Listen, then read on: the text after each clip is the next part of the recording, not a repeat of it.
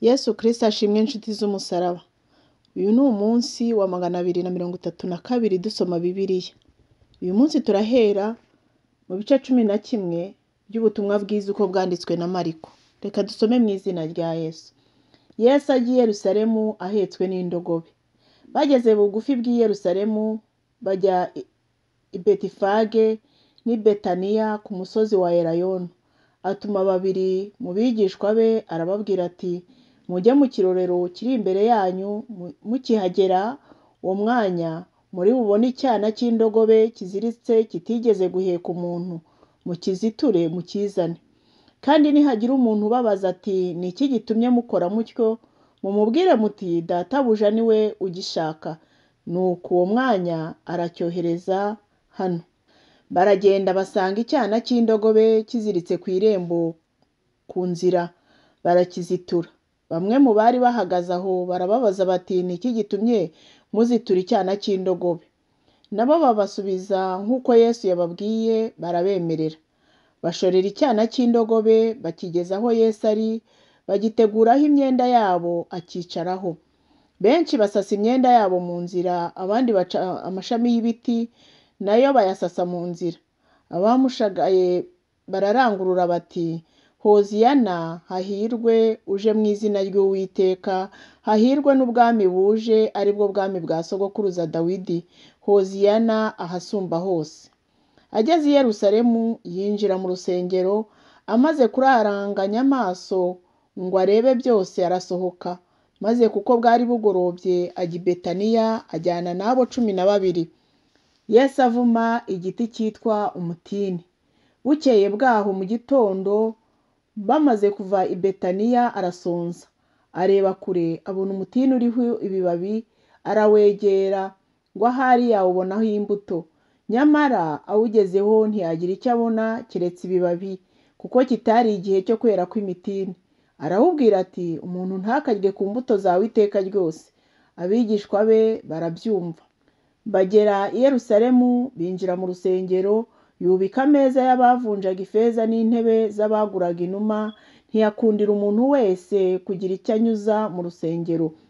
Arigisha ati, mbese ntimuzi ko byanditswe ngo inzu yanjye izitwa inzu yo gusengerwamo n'amahanga yose, ariko mwebwe mwayihinduye isenga y'abambuzi.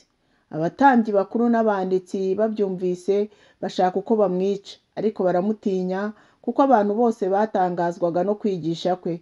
Bugorobye asohoka mu murwa. Iby'umutini n'ibyo gusenga no kubabarirana. Bukeye bwaho mu gitondo kare bakigenda, babona wa mutini wumye uhereye ku mizi. Petero yibutse ibyawo aramubwira ati, mwigisha, dore wa mutini wavumye wumye. Yesu arabasubiza ati, mwizere Imana. Ndababwira ukuri yuko umuntu wese wabwira uyu musozi ati, shinguka utabwe mu nyanja, ntashidikanye mu mutima we, yizeye yuko icyo avuze gikorwa, yakibona.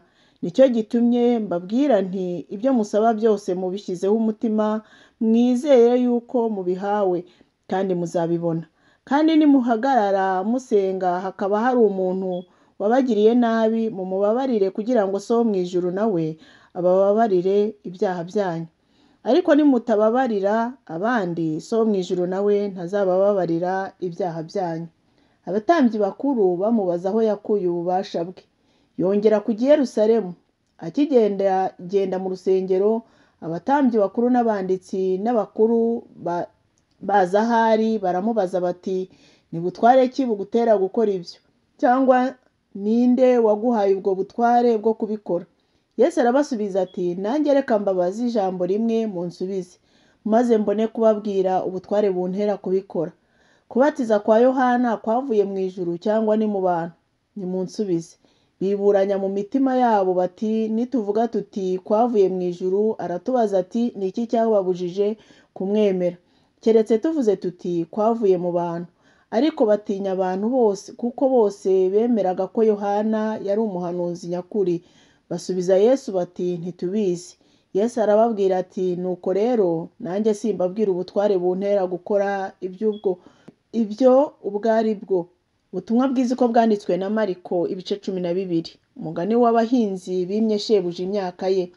Atangira kubigishiriza mu migani ati, habayeho umuntu wateye umuzabibu, azitiraho uruzitiro, acukuramo urwina, yubakamo umunara, asigamo abahinzi, ajya mu kindi gihugu.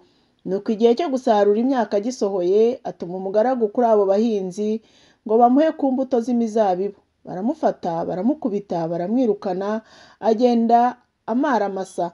Shebuja yongera kubatumaho undi mugaragu. Uwo bamurema uruguma mu mutwe, baramuhemura. Atuma undi, wowe baramwica, n'abandi benshi, bamwe barabakubita, abandi barabica. Bigeze aho, asigarana umwana we akunda, aba ari we aherutsa kubatuma ati, bazubaha umwana wanjye. Ariko abo bahinzi baravuga bati, uyu ni we mutware, nimucyo tumwice, ubutware bubu ubwacu. Nuko baramufata, baramwica, bamujugunya inyuma y'uruzabibu. Mbese nyir'uruzabibu nabimenya azabagenza ate? Azaza arimbura abo bahinzi, uruzabibu aruha abandi. Mbese ntimwari mwasoma ibyanditswe ngo, ibuye abubatsi banze niryo ryahindutse irikomeza imfuruka? Ibyo byavuye ku Uwiteka, kandi ni ibitangaza mu maso yacu. Bashaka uburyo bamufata kuko bamenye yuko ari bo arengererezaho uwo mugani, ariko kubwo gutinya abantu bamusigaho baragenda. Abafarisayo bamugerageresha iby'umusoro. Bamutumaho bamwe mu bafarisayo n'abaherode ngo bamutegeshe amagambo.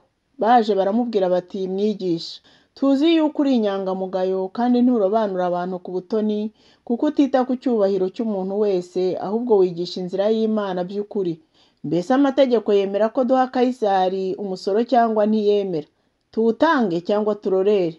Ariko amenya uburyarya bwabo, arababaza ati, mungeragerereza iki? Nimunzanire idenariyo nyirebe. Barayizana. Arababaza ati, iyi shusho n'iri zina ni ibyande? Baramusubiza bati, ni ibya Kayisari.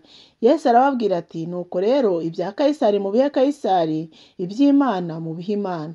Baramutangarira cyane. Yesu asubiza abasadukayo ibyo kuzuka. Maze abasadukayo bahakanaga yuko ari ntawe uzuka, baza aho ari, baramubaza bati, mwigisha, Mose yatwandikiye yuko mwene se w'umuntu napfa agasiga umugore batarabyarana, mwene se azahungura uwo mugore acikure mwene se. Nuko habayeho abavandimwe 7, uwa mbere arongora umugeni, apfa batarabyarana, uwa kabiri aramuhungura, nawe apfa adasize abana, n'uwa gatatu amera atyo nawe, ndetse bose uko ari 7 bapfa basize ubusa. Hanyuma wa mugore we nawe arapfa. Mbese mwizuka azaba mukande muri bose, ko bose uko ari 7 bamugize umugore? Yesu arabasubiza ati, aho si cyo gituma muyoba, kuko mutamenya ibyanditswe cyangwa ubushobozi bw'Imana. Mwizuka ntibarongora kandi ntibashyingirwa, ahubwo bamera nk'abamarayika bo mu ijuru. Mbese ibyerekeye ku kuzuka kw'abapfuye ntimwari mwasoma mu gitabo cya Mose uko Imana yavuganye nawe iri muri cya gihuru iti, ni njye Mana ya Aburahamu, n'Imana ya Isaka, n'Imana ya Yakobo? Imana si Imana y'abapfuye, ahubwo ni iy'abazima. Mwarahabye cyane, itegeko rirusha ayandi gukomera. Nuko umwe mu banditsi yumvise bajya impaka, amenya yuko abashubije neza, aramwegera aramubaza ati, mbese itegeko ry'imbere muri yose ni irihe? Yesu aramusubiza ati, iry'imbere ni iri ngo, umva Isiraheli, Uwiteka Imana yacu niwe mwami wenyine. Nuko rero ukundisha Uwiteka Imana yawe umutima wawe wose, n'ubugingo bwawe bwose, n'ubwenge bwawe bwose, n'imbaraga zawe zose. Irya kabiri ngiri, ukunde mugenzi wawe nk'uko wikunda. Nta rindi tegeko rirushayo gukomera. Uwo mwanditsi aramubwira ati, ni koko mwigisha, uvuze ukuri yuko Imana ari imwe, nta yindi keretse yo yonyine, kandi ko kuyikundisha umutima wawe wose, n'ubugingo bwawe bwose, n'imbaraga zawe zose, kandi no gukunda mugenzi wawe nk'uko wikunda, biruta ibitambo byose byokeje n'ibitokeje. Yesu abonye amusubizanyije ubwenge, aramubwira ati, nturi kure y'ubwami bw'Imana. Nuko ntihagire undi wongera gutinyuka kugira icyo amubaza. Umwana wa Dawidi. Ubwo Yesu yigishirizaga mu rusengero, arababaza ati, ni iki gituma abanditsi bavuga ko Kristo ari mwene Dawidi? Dawidi ubwe yabwirijwe n'Umwuka Wera aravuga ati, Uwiteka yabwiye umwami wanjye ati icara iburyo bwanjye ugeze aho nzashyirira abanzi bawe munsi y'ibirenge byawe. Mbese ko Dawidi amwita umwami, none yabasha ate kuba umwana we? Abenshi bo muri iryo teraniro bamutegera amatwi banezerewe. Yesu agaragaza ibyaha by'abanditsi.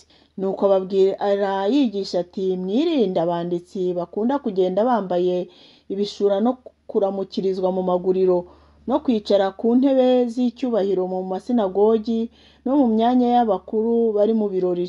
Barya ingo z'abapfakazi kandi bagakomeza kuvuga amasengesho y'urudaca baryarya.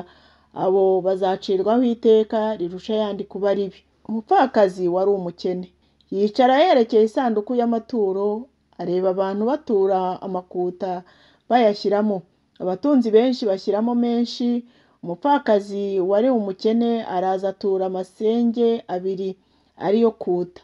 Ahamagara abigishwa be arababwira ati ndababwira ukuri yuko uriya mupfakazi atuye byinshi kuruta ibyo abandi bose batuye, kuko bose batuye basagutse, ariko we mu bukene bwe atuye icyo yari asigaranye ari cyo yari atezeho amakiriro. Ubutumwa bwiza uko bwanditswe na Mariko ibice 13.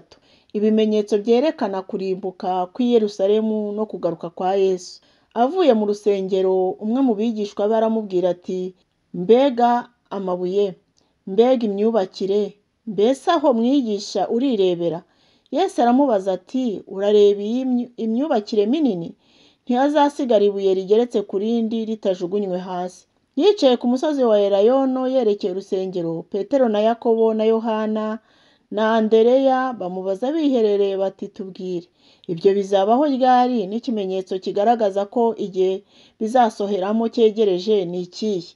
Yesu atangira kubabwira ati mwirinde hatagira umuntu ubayobya, kuko benshi bazaza biyita izina ryanjye bati ni njye Kristo, bakayobya benshi. Nuko nimwumva intambara n'impuha z'intambara ntimugahagarike imitima, kuko ibyo bitazabura kubaho, ariko imperuka izaba itaraza. Ishyanga rizatera irindi shyanga, n'ubwami buzatera ubundi bwami.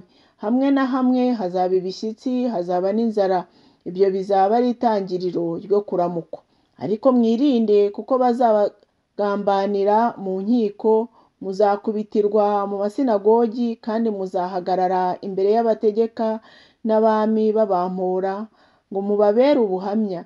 Ubutumwa bwiza bukwiriye kubanza kumara kwamamazwa mu mahanga yose. Nibabajyana mu manza ntimugahagarike imitima y'ibyo muzavuga, ahubwo ibyo muzabwirwa muri icyo gihe muzaba ari byo muvuga, kuko atari mwe muzaba muvuga, ahubwo ari Umwuka Wera. Umuvandimwe azagambanira mwene se ngo yicwe, na se w'umwana azamugambanira. Abana bazagomera ababyeyi babicishe, kandi muzangwa na bose babahora izina ryanjye, ariko uwihangana akageza imperuka niwe uzakizwa. Ariko nimubona ikizira kirimbura kigeze aho kidakwiriye, usoma abyitondere. Icyo gihe abazaba bari i Yudaya bazahungire ku misozi, n'uzaba ari hejuru y'inzu ye kuzamanuka ngo yinjire mu nzu ye ngo agire icyo akuramo, n'uzaba ari mu murima ye kuzasubira imuhira ngo azane umwenda we.